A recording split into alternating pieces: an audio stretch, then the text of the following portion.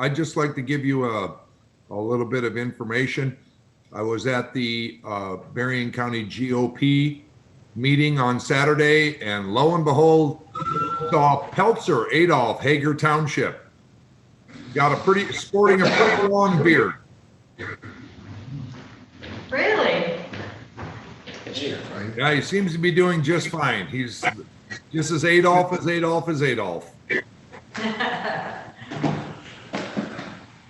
All right, so there's that, and then it's working. Let me go back and see if we got our other commissioners. Here's Terry. So I called it. Township.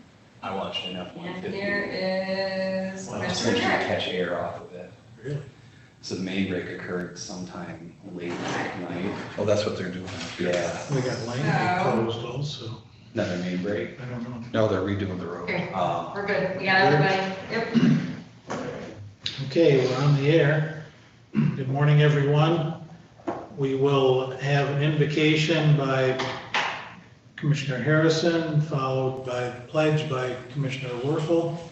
Anyone who wishes to join, please stand.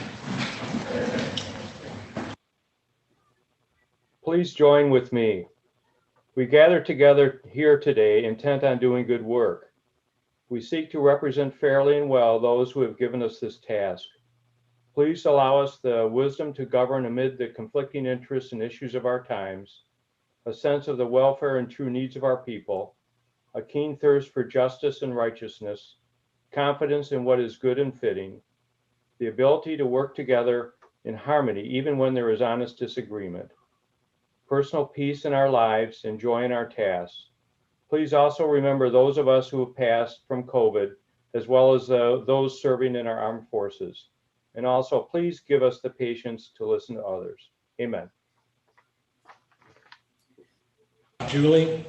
Join with me. I pledge allegiance to the flag of the United States of America and to the republic for which it stands, one nation, under God, indivisible, with liberty and justice for all.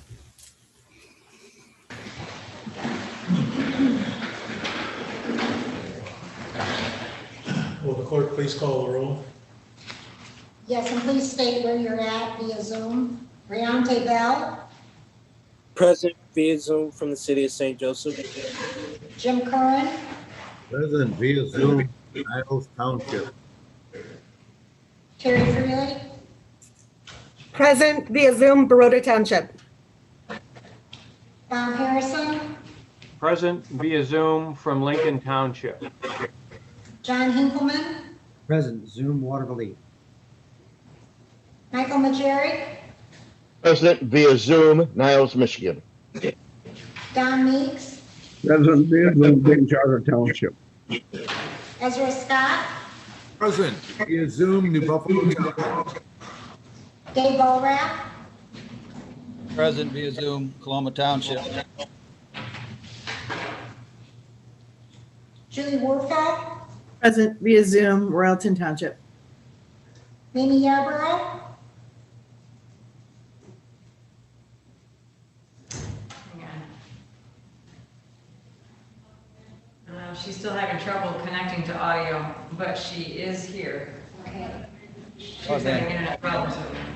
okay, Matt Elliott, Here, we'll show Mamie present. And looks like we have a full house. Jim, in honor of your return to Michigan, we asked the weather gods to give you an appropriate welcome back. So, Yes, windy and rain. I appreciate that Yeah. very much. Thank you. minutes from last week were sent out. Haven't heard about any changes. Is there a motion to approve the minutes? Mr. Chair, this is Commissioner Freely, and I would make that motion. Is there support? I'll Commissioner support. Scott supports. Go ahead, Dave. Volrath. Moved by Freeling, supported by Volrath. Will the clerk please call the roll? Curran, Yes. Freeling, Yes. Harrison, Yes. Hinkleman, Majeri, Yes. Meeks, Yes. Scott, Yes? Borath, Yes. Werfel, Yes. Scarborough. Bell. Yes. Elliott. Yes. Did Mamie raise her hand or anything? And Can't see her on the screen yet. I'm getting Dwight to call her.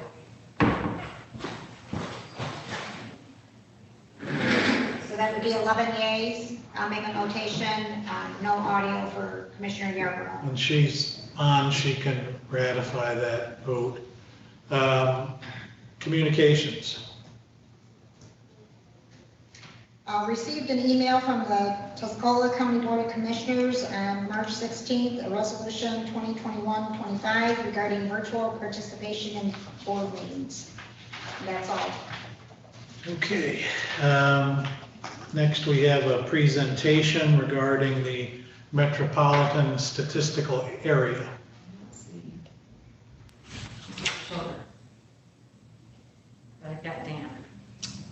If you want to start with Dan, I'll see if we can get Al onto today's Zoom. All right, Dan, your leadoff batter on this. Yeah, not a problem. I can handle this. Annette, do you have Al's presentation that we can pull up? I'll get it. Just Brian will get that for us. All right. Well, I'll ad lib for the time being then. Today in finance, we discussed a resolution that we're asking to be approved by the full board today, and that's resolution F21-3187. And this pertains to a decision by the Office of Management of Budget in January to change the rules on how to designate what are called metropolitan statistical areas. The MSA designation is determined by OMB, and it basically applies to communities that have an urbanized area of greater than 50,000 people. In the case of Berrien County, we are part of the Niles Benton Harbor MSA. We have been part of that MSA, I think, since 1978. The rule change proposed by OMB would alter the population requirements for an MSA, meaning that you would have to have over 100,000 individuals in your urbanized area to qualify for this designation. So it would eliminate, if this rule goes into effect, it would eliminate the Niles Benton Harbor MSA. It would also eliminate Battle Creek's MSA. I think Monroe, Michigan would be eliminated, and somewhere around 140 other MSAs throughout the country would be eliminated by this rule change.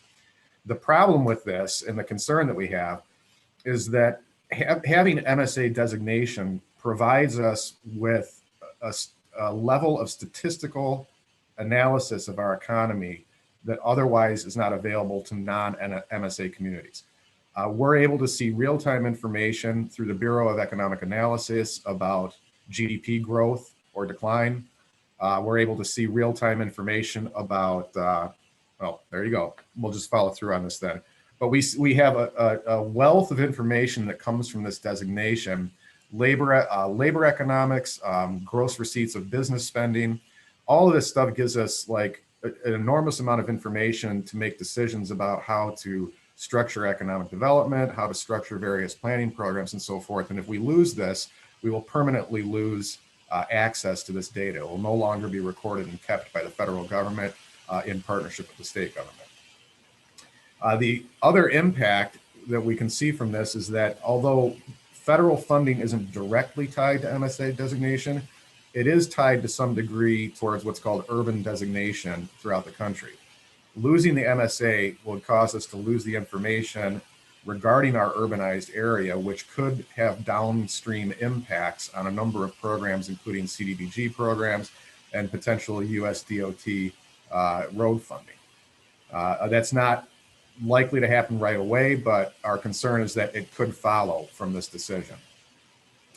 Finally, what we know from years and years in working with site selectors, companies looking to expand, relocate to various areas throughout the country, is that they almost always require to be located in an MSA because they use the MSA data for their own business decisions to the degree we use it for community planning programs.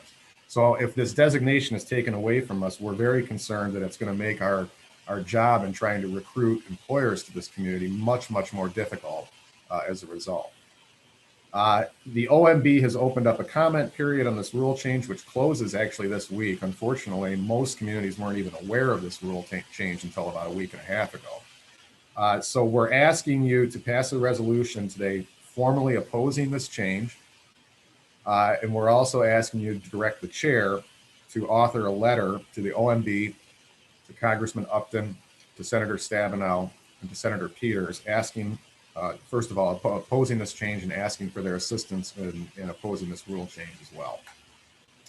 So it's a much more complicated process than maybe what I've described, but that gets to kind of the heart of it. We've had this designation for years, and we want to maintain this designation for the good of our planning purposes, for the good of our economy, and for our ability to recruit companies and employers to this area.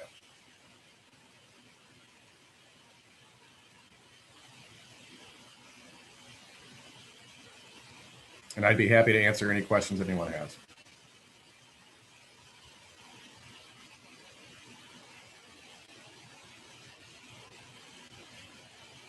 Mr. Chair, Yes. this is Commissioner Freeling. Dan, can you speak a little bit about, if I understand correctly, the designation relates both for transportation funding, for a number of different organizations and agencies that we have within Berrien County that will be impacted by this change if it moves forward, correct? The direct answer is that is a potential. Okay. The change in designation won't immediately affect any funding formulas.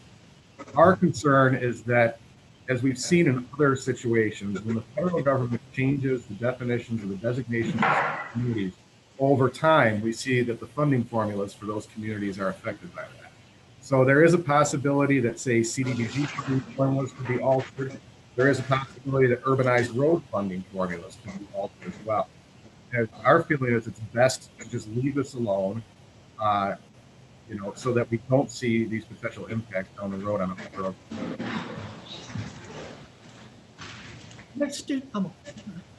Yes, ma'am.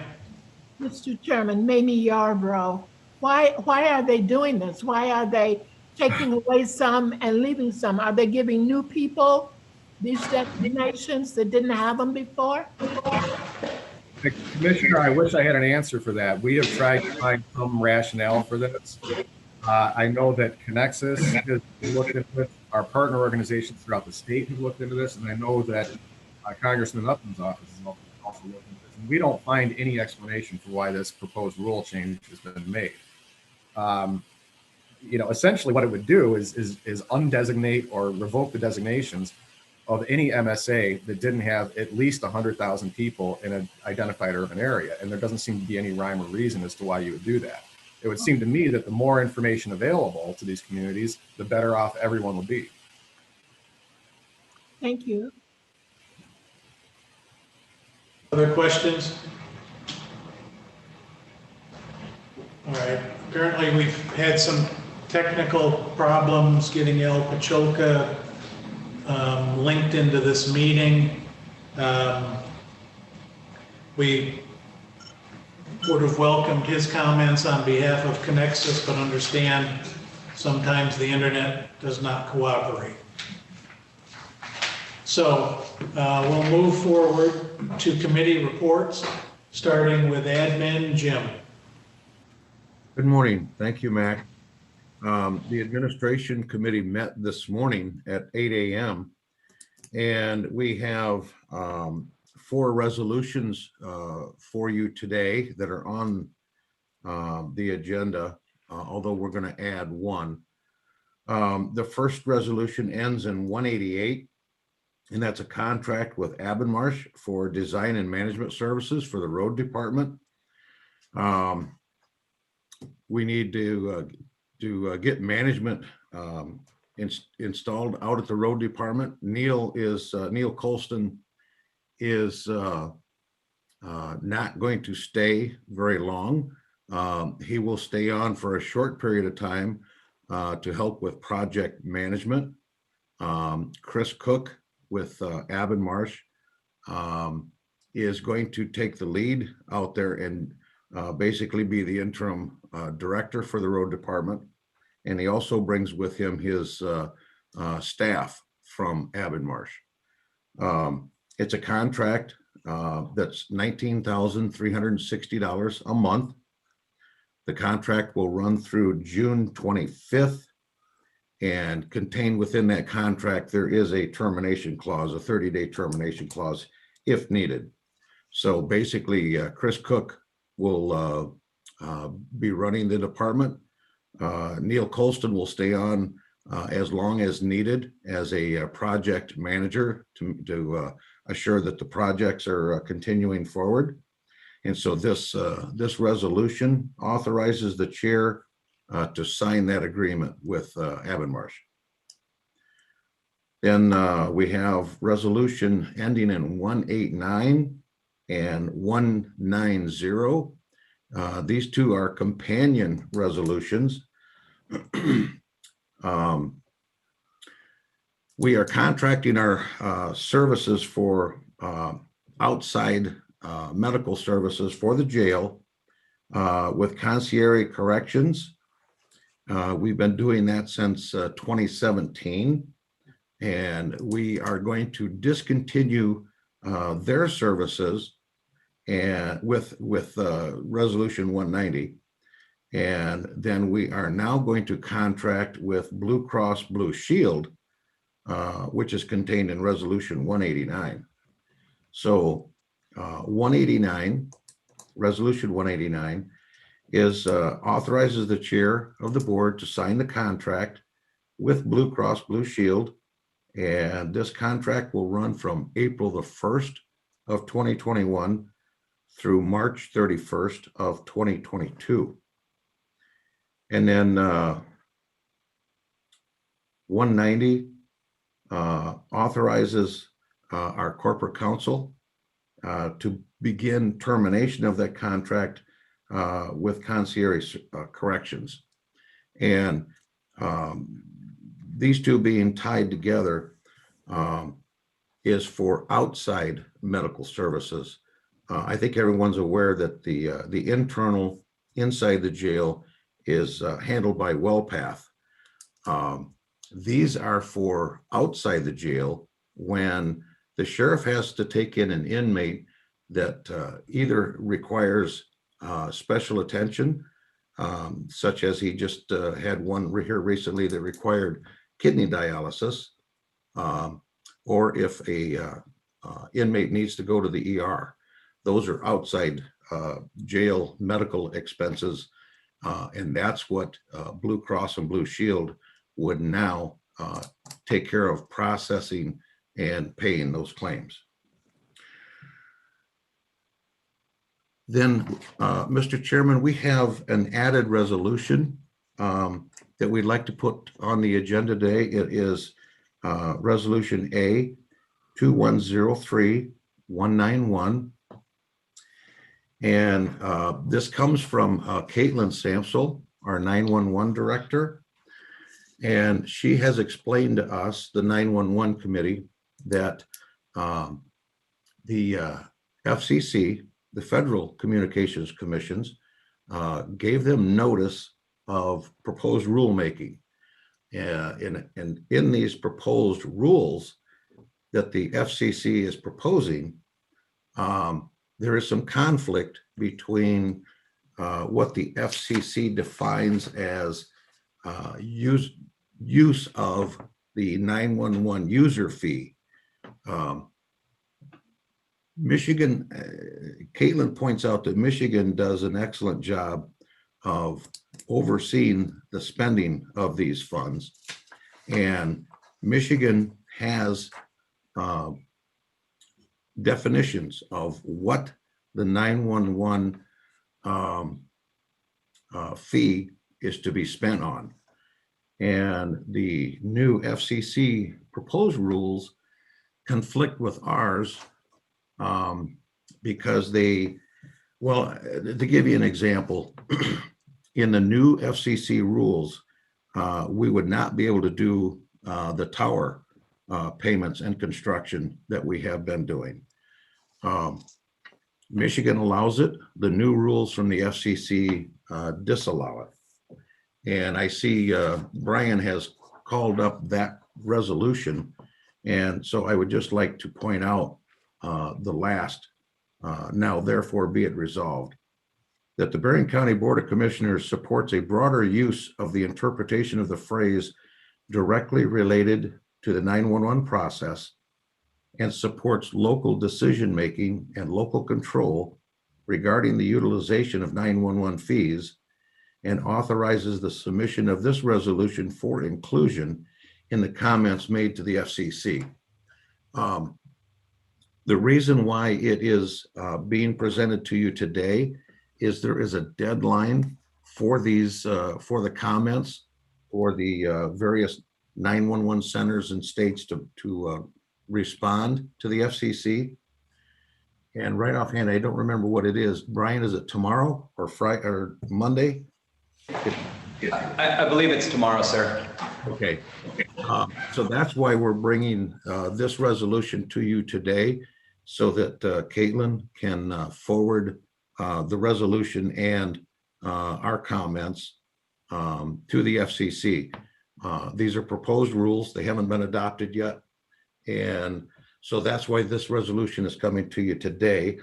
And I will be happy to answer any questions on any of those 4 resolutions that we are introducing to the board today.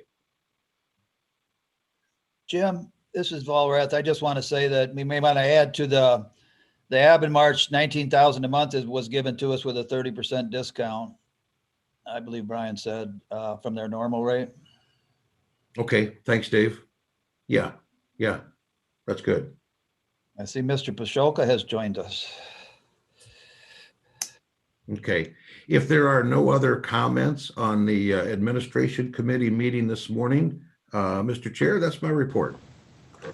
I have one comment, and then we're going to pause and bring Al Pacholka in before we do finance. This FCC thing trips a red flag for me, given my background and training. One of the things I learned some years ago about constitutional law was that federal jurisdiction requires some sort of contact with the stream of interstate commerce. Even if you're only dipping your toe in the stream, you still have to have contact with interstate commerce to invoke federal jurisdiction. Our 911 operation is wholly intra-state, not interstate. We generate the funds locally. We spend them entirely within the state of Michigan. We don't have any expenditures in Indiana, Illinois, Wisconsin, any place else. It's entirely in Michigan, therefore it is under Michigan law, not federal law. So I'm glad we're doing this resolution, and I would suggest we keep an eye on it, because if they attempt to tell us what to do with local dollars, I would like to tell them what to do. So with that, Al Pacholka, welcome. Hey, nobody likes unfunded mandates, right, Mr. Chairman? You bet. I think I've heard that once or twice before from lots of local folks. Hey, thank you for the opportunity. Sorry I am late, commissioners and Administrator Doucette. I am sure that Director Fetty did a great job on this MSA issue that we identified a few weeks ago, that really there's not a good reason for the federal government to do this. And it's one of those things that the federal government does and then is really hard to undo once it's done. And in our view, this really is kind of a slap in the face to rural communities, smaller towns. This is information that all of us rely on. We've been doing some monthly labor market updates. They've been very popular with our local legislators, with our local business people, and we've been getting that information out in the media.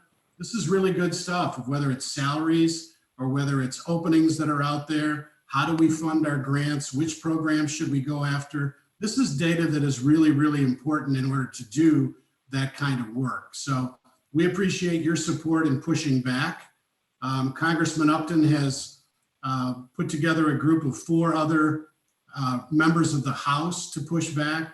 We're hopeful that this gains a little bit momentum. We hope the public will log on in the next day before March 19th to go ahead and voice your opposition to this as well. It's not good news for the Niles-Benton Harbor market at all, and eliminating 6 of the 12 metropolitan markets in Michigan is a terrible precedent for Michigan. So I'm glad that my commissioners care about this issue, understand this issue, and are willing to take a stand. So with that, I'd be happy to take any questions. Anyone have any questions or comments for either Al or Dan, who is back with us? Mr. Chair, this is Commissioner Scott. Al, ultimately, what is the reasoning that you believe that this is being done? I mean, I don't see it as anything as possibly a money grab by major metropolitan major metropolitan areas that kind of push the smaller guys to the side. The other strange thing, Commissioner, is that, and we know this on the ground and anecdotally, we are seeing folks move from major metropolitan areas into our community, into Berrien County, purchasing homes. You're going to soon be able to work from just about anywhere. So why would you eliminate these communities where people are moving to from the statistical measurements that we know ultimately will make some funding decisions? I mean, they can say this isn't the only thing that measures funding. I'm not buying it. I don't think Dan buys it either. I think it's good for us to push back on this. Al, maybe a thought is, and I don't know this to be because I'm not intimately involved in it as you are, but maybe that's exactly what you just said. Maybe that is the purpose, to stop the exodus from the major, areas out to others. Maybe that's what their whole thing is, because, we've seen it, heard it on the news. Everybody's leaving New York and everybody's leaving California to go to Texas and whatever. So maybe that's the impetus of this. It could be, but in my time in serving on different levels of government, I don't know if the federal government's that clever. I like it. I have a question for you, Al. You made the comment, this is Commissioner Werfel. You made the comment that it's 6 of the 12 in Michigan. Is our state government pushing back at all on this as well? They are. I know I've had discussions with Department of Technology Management and Budget, the DTMB. They are pushing back on it. The thing is that this is one of those issues that really nobody knows anything about. It's really this kind of quiet thing that percolates up. And then when you start to talk to people about it, they're like, well, that's a terrible idea. Why is that happening? And you're right, but it's been hard to get people engaged in it. The DTMB in Lansing has been, that's good. We got the Michigan Works Association involved as well and trying to push back on some of this stuff. You're seeing states like Wyoming, Montana, out west that have got some issues with it as well. But man, 6 out of 12 in Michigan, and these are areas, Commissioner, as you know, we have Fortune 150 companies in Southwest Michigan, whether it's Stryker or Whirlpool or Kellogg. They rely on that kind of data for talent retention and talent attraction. Midland Dow Chemical up in Midland. So it just doesn't make a lot of good sense from a private sector or public sector standpoint. Bad move.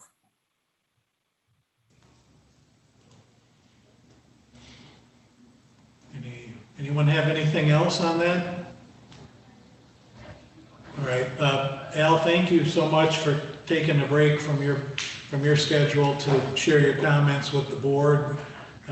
We will be voting on these resolutions momentarily.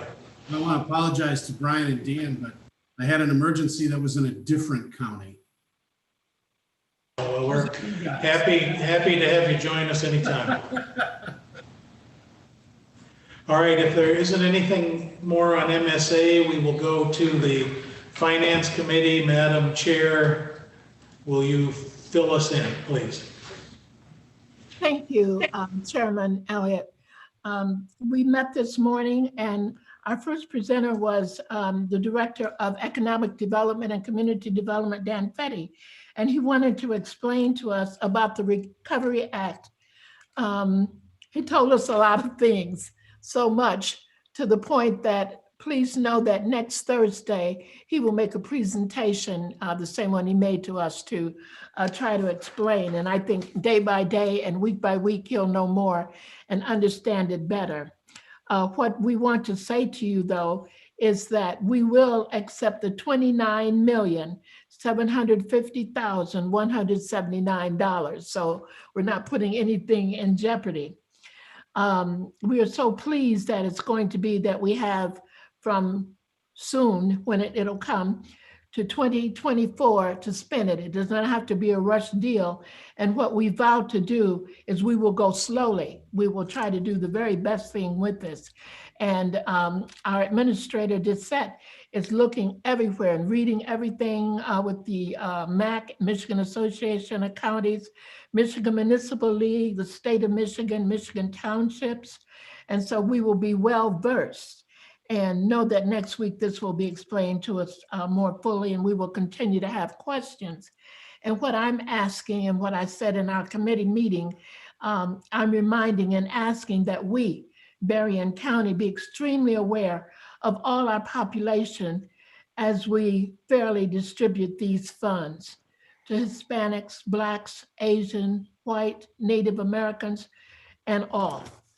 And I ask our people from our community to apply. A lot of times people are afraid or they think it's not me or I'm not going to get anything. This is enough money to spread it well. And that's what I ask us as commissioners. People will be talking to you that we bring the information. Nothing is too small or too unimportant because people have really been through something this year and we all know that. And I ask that we do that because Berrien County is the United States of America. Then the next thing that we had was with First Source Bank. It's through Indianapolis. Is Dan still around? Dan Fetty's still here?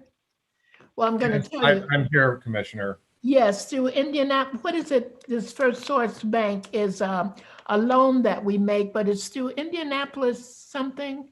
This is the Neighborhood Improvement Program or Neighborhood Impact Program that we've run since 2015. It is the Home Improvement Loan Program that we help administer. The Federal Home Loan Bank out of Indianapolis funds it through First Source Bank and a number of other banks in Berrien County. And every year we're required to renew our memorandum of understanding with the banks in order to access the new round of funding.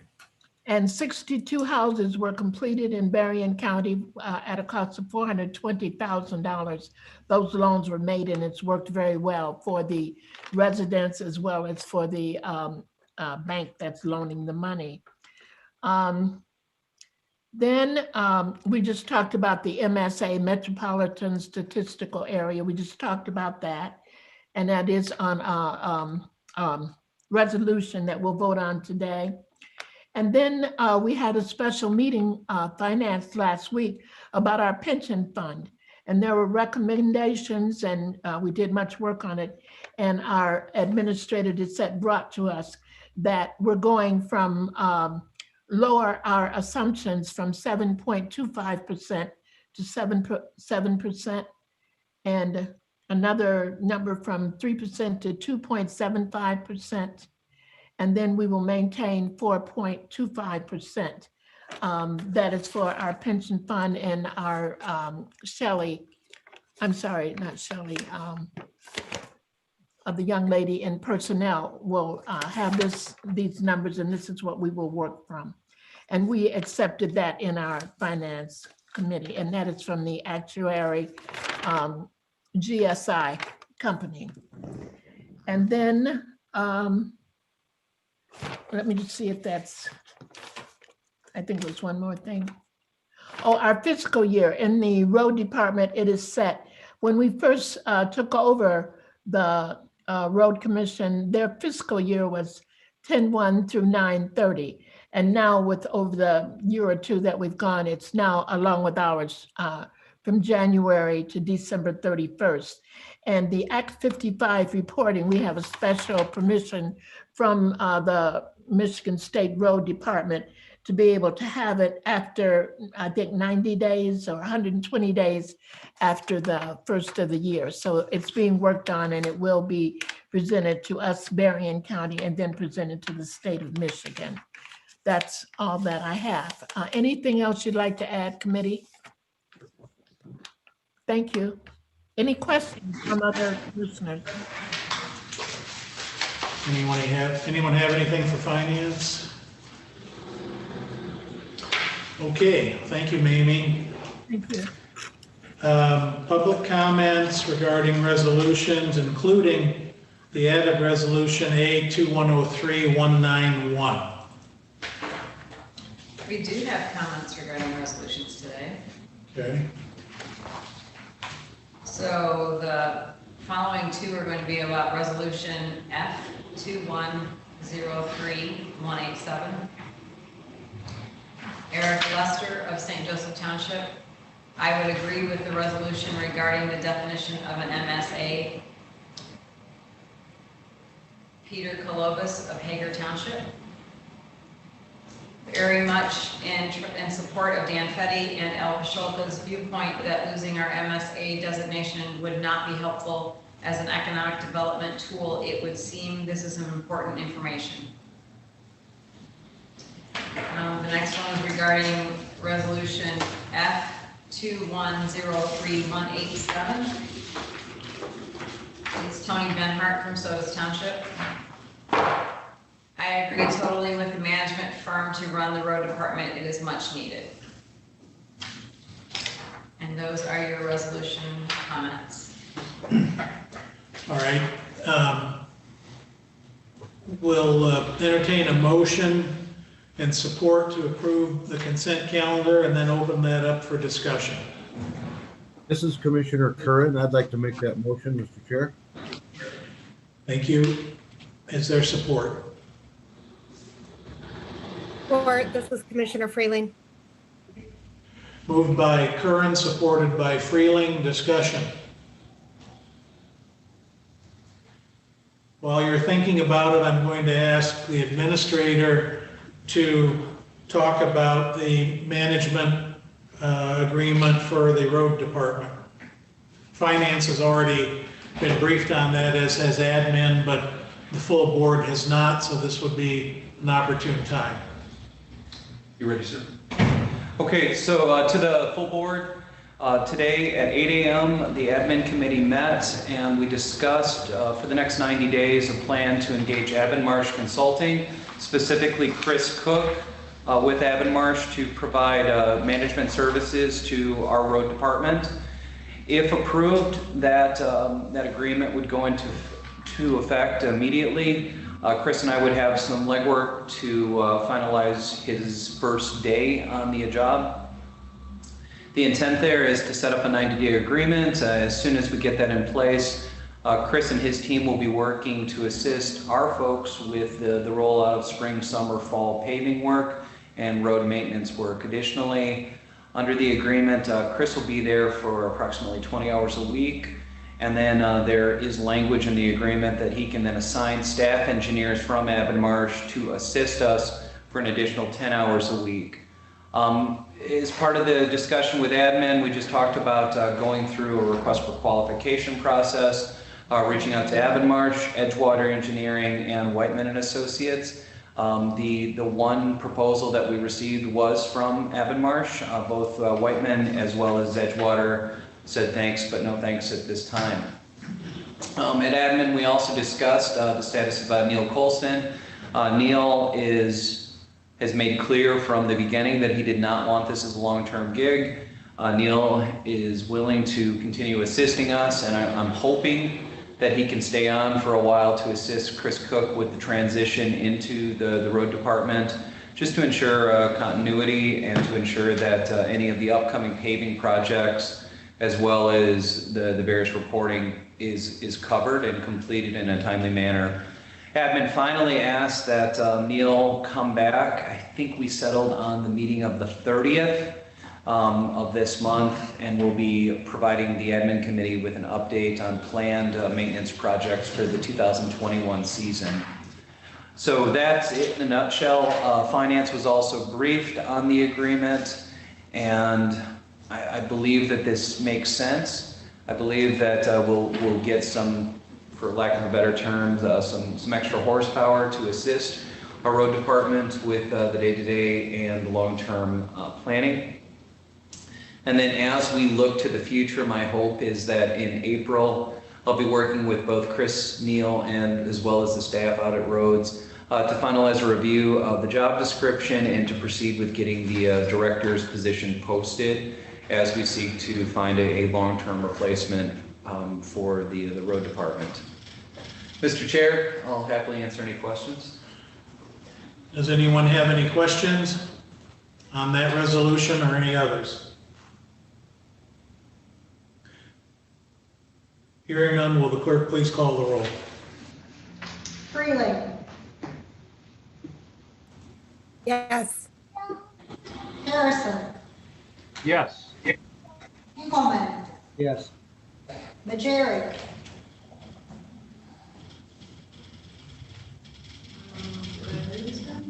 Michael? I Gone. think we've lost him. Yeah, he's not on the screen.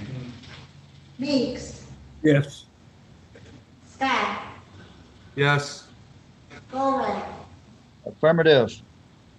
Werfel. Yes. Yarborough. Mamie? She's trying to undo her. Hang on. There you go. I'm having a time, aren't I? Yes. Dow. Yes. Kern. Bless you. Yes. Elliott. Yes. If Michael's able to rejoin us, we'll make that known. For now, Madam Clerk, we'll show that he has been disconnected from the meeting for reasons unknown. All right, Commissioner reports. Anyone have anything to share? Excuse me. Nobody. Oh, I'm sorry, wait a minute. We got to do that vote, don't we? Yeah. We had it moved and supported, but I neglected a minor detail, which is the roll call. Well, Sorry. Nobody voted to move to approve that added resolution. Yeah, they did. That was included in the motion and the support. Well, and we did the roll call, didn't we? Yes. Yeah. All right. Yep, we're here. So I didn't hear that myself. I haven't had any coffee today, That's and I need to get something to get the synapses in my brain working a little quicker. Eric Lester can appreciate what I'm talking about. The sheriff does have a taser. Yeah, that would fire me. Okay, we are through the consent calendar, which included the added resolution ending in 191. Now, Commissioner reports. Anything in the last week that anybody did that they want to share with the group? Commissioner Meeks, I had a meeting Wednesday with Riverwood Board, and they talked about the suicide prevention coalition that's going on. There's an upswing in suicides, and for some reason, I think some of it had to do with COVID at that point. But this is really hard for me to do, but I'm gonna do my best. There's upswing in accounts in 2011. It's moved from a suicide from 20 to 2018. It went up to 26. And I think that's per year of suicide. So this is to bring this awareness is what's happening at the point. It's a big issue, I do believe. So this is all I have to say. Maybe if Mike is on, he was on the board with me. Go ahead, Jim. A question for you, Don. Was there any information that tied the increase in suicides to being locked down by the COVID? Well, they couldn't. We asked a question. They really couldn't answer, pinpoint it exactly where it's coming from. But one of the other reasons is dope related. Also, some of it have to do with the COVID-19. But it's some other issues involved too, but nobody has exact answers to that. Okay, thank you. Okay, thank you, Jim. This is Commissioner Werfel. I had my Community Action Agency meeting last evening, and it was all on year-end audits and risk assessments. So that was quite lengthy and a lot of coffee needed, Mac, as you can appreciate. But I also talked about the Buchanan fire, and the Community Action Agency is helping those families from that fire that happened this week. Mr. Chair. Yes, Mr. sir. Chair, this is Commissioner Bell. I attended our Berrien County Community Corrections Advisory Board meeting this week, and we discussed fiscal year 2022 grant budget proposals and some of the things that we're requesting from the state board is continued funding in our Men in Crisis program, in our behavioral health assessments, and also our MDOC enhanced drug testing program. We want to continue funding those programs. We've seen a slight decrease in cases for our behavioral health treatment program, but we're still asking for those funds to be granted to us so that we can continue to help those in need. And I also attended our community corrections advisory board and or our Twin Cats meeting, excuse me. And one of the concerns they have, and they're requesting advice or activity from the Board of Commissioners, is the Open Meetings Act, which will expire at the end of the month. They're asking for some type of guidance because we have meetings that we want to put on the books in the future, but we don't know how to move forward with those because we are uncertain whether we'll be able to meet personally or virtually. So that's something that they asked me to bring to the board for consideration of how do we move forward with that. Okay, great, thank you. Does anyone else have anything? Mr. Chair, this Terry? is Commissioner Freeling. I just want to update the board that I attended the Housing Resource Network meeting this past week. We have co-chairs that were just appointed. One of them is Katie Montoya from the Community Development Department for Berrien County, as well as Amanda Drew from United Way of Southwest Michigan. And I feel like this particular group is really moving forward. We're trying to put together the action plans on the emergency rental assistance program. And I know that Community Action Agency is one of the key agencies that will be helping with distribution of those funds. The other thing that I just wanted to highlight is that Berrien County's survey on broadband is continuing until March 26th. And I've done a couple of different presentations and speaking on the matter, trying to just get the information out there to the public. And I would urge each member of this board, one, to take the survey if you haven't, but also to share it with your municipalities and your constituents to the best of your ability. So I appreciate any help that we can do to finish strong as we come to the end of the data collection period. That's my report. Thank you, sir. Thank you. Michael, I'm glad you were able to escape from virtual prison and rejoin us. Do you have anything under Commissioner reports? No, nothing at this time. Okay. Does anyone else have any report? Jim? Yeah, thank you, Mac. I just want to point out that Commissioner Freeling was on the radio twice this past week talking about our broadband effort.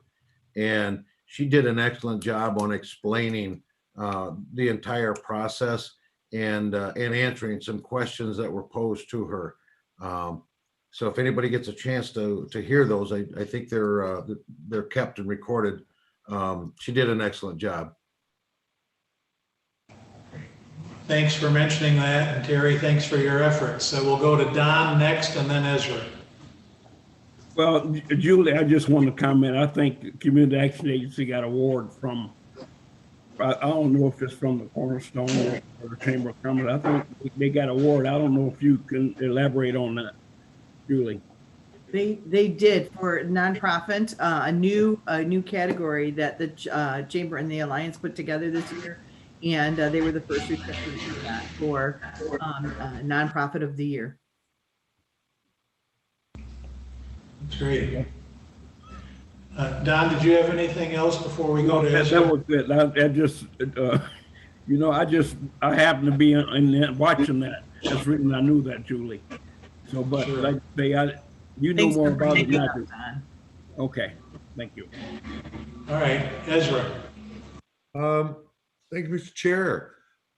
First of all, I would like to, as Commissioner Curran said, thank Commissioner Freeling taking the lead on the BC Bit Committee and both of her radio interviews. I listened to them, most excellent. A lot of good feedback coming from those. Tomorrow, Commissioner Freeling and myself have another BC Bit presentation going to the New Buffalo Business Association tomorrow. So I wanted to let everybody know about that. Also, I would like to soon get a report from Commissioner Curran on the Berrien County Substation Department in Winter Haven, Florida, whenever that is available. And the other thing that I wanted to say is I don't have the exact figures because I see conflicting figures, but the theme of what I'm going to say is Lake Michigan is losing water. We are dropping. The high water mark is dropping. I've heard anywhere from 12 inches to 28 inches. So I'm trying to get the exact number of inches, but it does seem that there are conflicting reports. But the most important thing is it is receding. Thank you, sir. Thank you. If there are no other commissioner reports, we'll go to the administrator's report. Members of the board, 2 upcoming meetings should be really worthwhile. So next week, Dan Fetty has agreed to take today's presentation that was presented to Finance, as noted by the Finance Chair. We'll have Dan on the agenda to walk the board through the Recovery Act, what it means to Berrien County, what it means to communities across Berrien County, and then the options that the board will have to consider as those dollars come in. The investment from the federal government is between $29 and $30 million that Berrien County is set to receive. A very significant amount of money. The second meeting that I want to put onto everyone's radar is Thursday, April 1st. The CEO of Midwest Energy has agreed to attend. Mr. Chairman Elliott has agreed to have him as an agenda item, and you all will receive an update from Bob Hance from Midwest Energy about some planned broadband construction projects in this area. So really exciting news, and I'll be pushing more of that information out as we get closer to the April 1st meeting. One thing that I'll note at that time is we'll want to do some outreach to local officials covering some cities and townships, making sure that they're aware that this is going to be a discussion item, because it appears that quite a bit of construction will be occurring within the right-of-ways across the county, and I want to do our very best to get that information pushed out to our local partners. Mr. Chair, those are my comments. Thank you. Any questions for Brian before we go to public comments? All right, then general public comments are now in order. This is Tony Benhart from Sodas Township. Why are the bids just going out for paving this summer when there will be a huge amount of paving done on the I-94 interchange project and associated roads. Seems late for bids for this summer. Adolf Peltzer from Hager Township, sorry. Why can we not ask questions after someone gives a presentation or even after we hear committee reports? I have the right to ask questions. That is real democracy. I should not have to wait until the end of the meeting for my 2 minutes of free speech. I see that counter at the bottom asking me to shut up after 200 characters. My time has been reduced to 15. Jake Horns from Royalton Township. I second Peltzer's comments. Is there another forum that allows actual discussion or even a little back and forth? I will check one more time for public comment. Thank you. One of the challenges of being required to meet virtually is that we can't have our friends with us in the audience anymore like we did before all this pandemic stuff hit. Look forward to when we can do that again. We'll move to other business, and if any other comments come in, we will receive them. Anyone have anything to discuss under other business? Yes, Julie?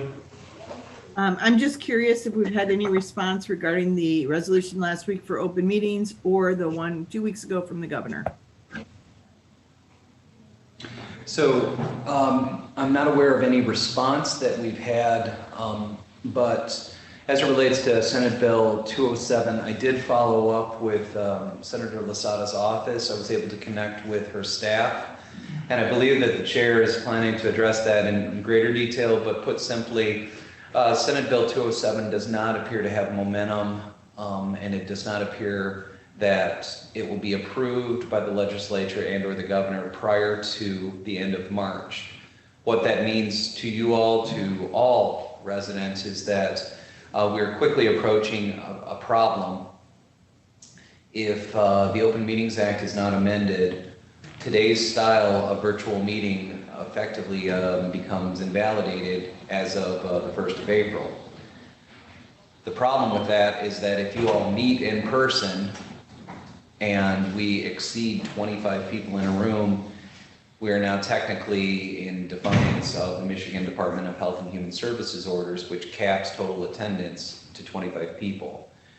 So there really is a problem here for any local unit of government, and that includes the county and its various boards. It includes cities, townships, villages, and school boards. Any local unit of government that is looking at the month of April, there is no good way for them to host a meeting and have it be complete assurance that you're not going to violate the Open Meetings Act and or violate the Department of Health and Human Services total capacity order. So this is an issue, and I think that we've got a planned solution. I'll defer to the chair. Bear in mind with that limit to 25 people, there's an additional limitation, which is you have to keep a safe distance, 6 feet. That's under the Michigan DHHS order, which is more restrictive than the non-binding CDC guidelines, which are just what they say, guidelines. But the DHHS public health order says no more than 25, limited by the 6 foot spacing you have to maintain. And if you did open up and you could only have a handful of people in this room, which is, I don't even think we could barely do a quorum in this room. And the public wanted to be able to hear and be heard, we'd have to come up with some technological bridge, an audio bridge, that would work in 2 directions. And that wouldn't be just us, that would be all elected bodies in this county. So the inability of government to function as it is envisioned under the law would constitute a state of emergency, in my opinion, such that if the legislature and the governor cannot get together, make peace, and make progress, we will, in that event, declare a local state of emergency for the county of Berrien. That will include every city, village, township, school board, planning group, agency, planning body, zoning boards, everything will be covered by it, and they will be able to continue meeting virtually, much the same as we're doing right now. The thought, I mean, I don't want to just do one on my signature for 7 days.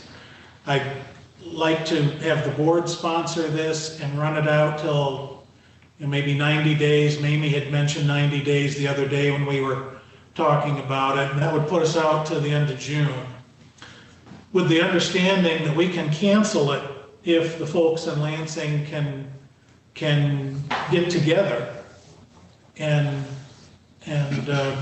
extend this Open Meetings Act exemption that's going to expire at the end of the month, then we won't need to do this. And it's really unfortunate that we're being put in a position, much like we were at the end of December, where we have to look at invoking emergency powers in order to be able to facilitate our meeting and the meetings of all the other public bodies in this county. But that's where we are right now. I hope something will break in the next 10, 12 days in Lansing, but right now it doesn't look real good. So that's the plan that the board would have to endorse. Any comments? Commissioner Scott, a question for you and for Brian. If we're under other business, can we take care of this now? Or do you want to take care of this next week?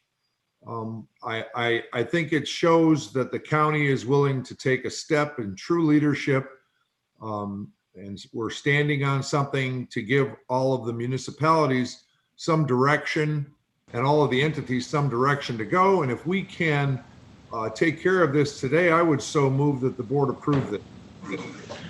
Well, we need a document to do this. We can't just do this from the floor, because the statute requires that there be a formal resolution and some findings stated in it. So the thinking is, if everyone's on board, we will broadcast notice to all elected bodies in this county today of our intention to act next Thursday in the event the legislature and the governor can't get their respective acts together in the next 6.5 days. So that everybody knows that we will make sure that all of these boards and bodies can continue to meet uninterrupted, because we will go ahead and do the local, when I say local, I mean county-wide declaration of state of emergency, admittedly to facilitate the continued full operation of public bodies. It's not because we've had a flood or a hurricane or tornadoes or anything else.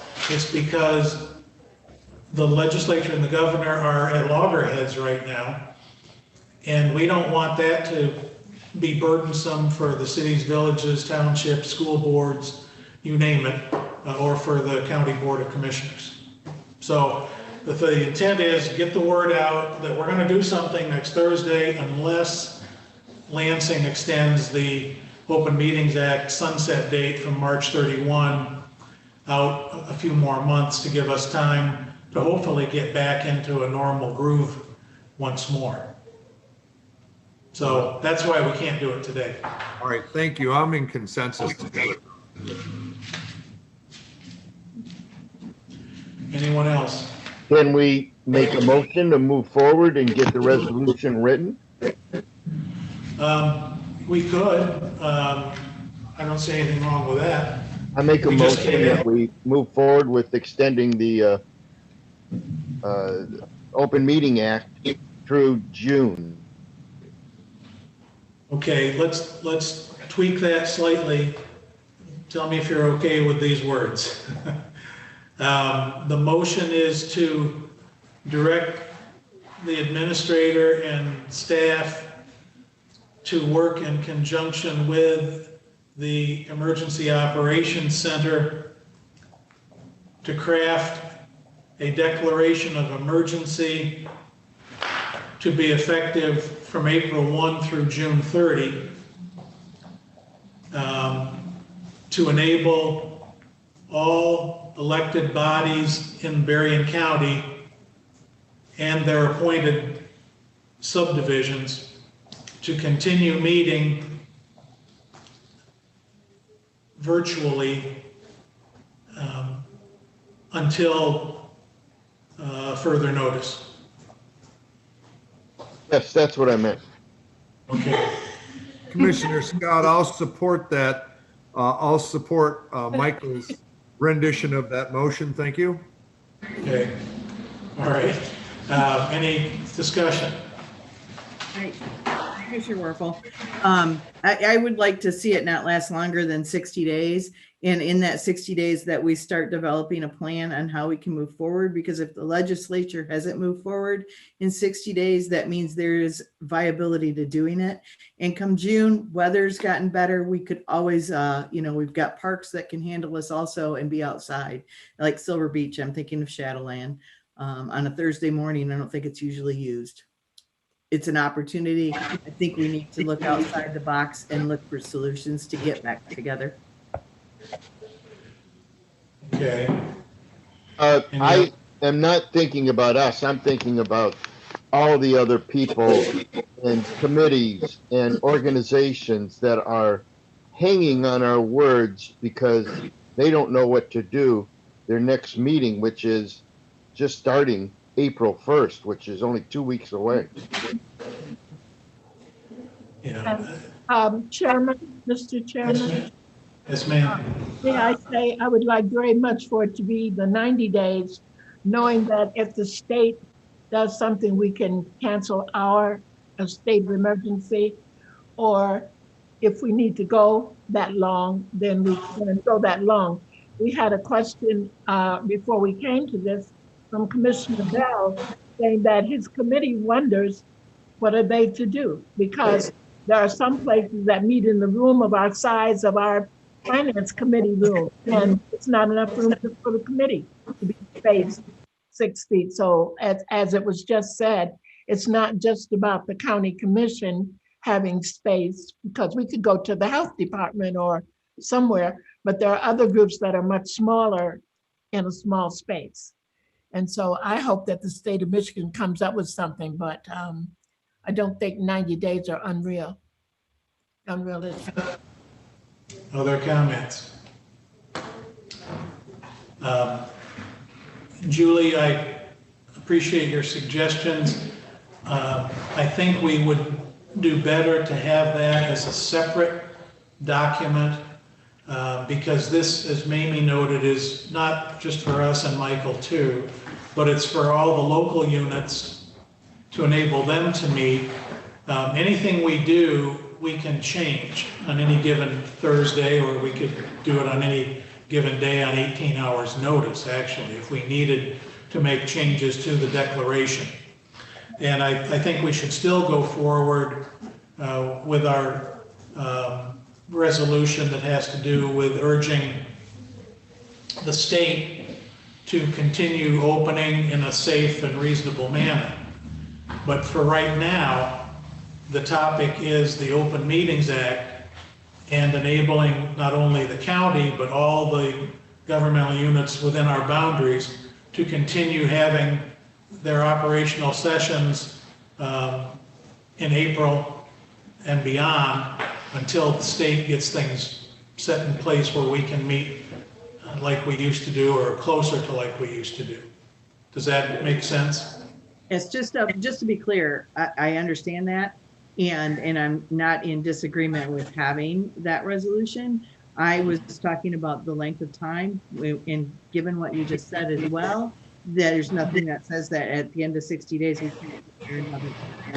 So just, and I wasn't saying that we couldn't. Mac, this is Commissioner Ballrath. Yes. Whether it's 30, 60, or 90, it's not going to make any difference if we can end it when we need to, and if we can, redo it at the end of 90 days or 30 days or 60. I think the 90 days at least gives a good, there's 3 months where everybody can feel comfortable now. Okay, here's our direction. We got 3 months. Or if it only lasts 2 weeks, we can end it. So that really shouldn't enter into it, whatever the dates are, because we can start it and stop it when we need to. But I think it gives the other communities some comfort knowing that, all right, at least for 90 days, we're okay. All right, Mamie, did you have something more? Yes, and then our thought is room for, you said, it's an open meeting. And so we're going to need room for an audience to be there.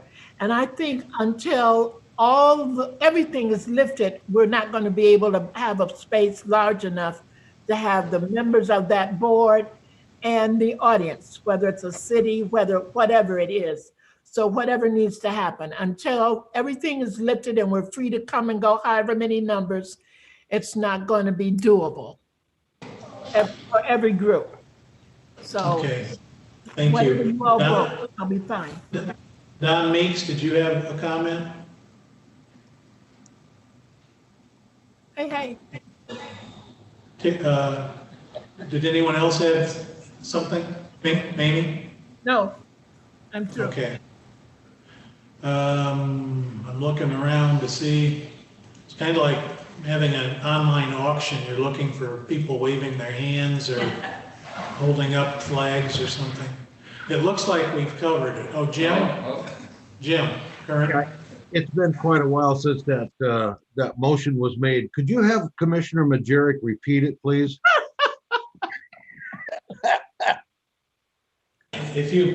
When we're done, you can watch it on YouTube. Let's vote. Okay, Commissioner Scott is calling the question. Will the clerk please call the roll? Harrison, Yes. Pinkelman, Yes. Majerick, Yes. Meeks, Yes. Scott, Yes. Bollrath, Yay. Werfel, Yes. She said yes. Yarborough, Yes. Val, Yes. Kern, Yes. Freeland, Yes. Elliott. Yes, Motion carries. thank you. The administrator will get with Captain Adams and work with the sheriff, and we'll get a document ready for review straight away with the date of March 25 on it. Mr. Chair, just before you wrap, I've got to update you on something. Are you ready? So just for the board, for the general public, I just got word from Buildings and Grounds as well as our IS department. There's a pretty widespread power outage. It is affecting our operations at the animal control as well as at the health department. The operations are running on generators, but for any member of the public that has business at either of those operations today, it may be interrupted due to the power outage. Staff is working with AEP on trying to figure out when they'll reestablish service. But to any member of the public that's impacted, we apologize for the inconvenience and we'll have it addressed as soon as possible. Thank you. Thanks, sir. If there's no other business, we'll move to announcements, reminders. You can see those on the agenda. The EDC meeting is at 1:30 today. Then going into next week, Public Works on the 24th at 9:30, Admin 24th at 10, Finance 25th at 9, and then our meeting on the 25th at 10:30. Does anyone have anything else for the good of the cause? Yes, sir. Yes, sir, Ezra. Mr. Chair, we have a BC bit meeting today at 1:30 also, so.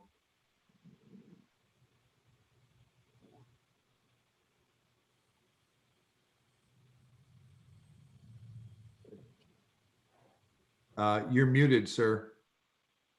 Oh, I'm sorry. That's okay. It's a broadband meeting, right? Yeah. Yes. Okay. All right. Anyone have anything else? Terry? Yes, Mr. Chair, I just want to take the opportunity to make the announcement again to the board and the public to take the broadband survey. They can go to berriencounty.org and it will link you to the survey. Go to www.michiganmoonshot.org/Berrien and take the survey. Thank you, sir. Okay, great. Thanks, Terry. And with that, we will conclude. We understand there's some power interruption at the roads and at the emergency ops building out on Empire. Generators, our uninterruptible power supplies kicked in, and we haven't missed a beat out there. So everything is running as it should. And we'll call AEP and tell them that we will come out today and pay our bills so they'll turn our power back on. I was gonna say, somebody please check with Doug in finance on this issue. Checks in the mail. All right, everyone, have a good rest of the day and we'll get together next week. Thank you. Thank you. Bye. Bye-bye.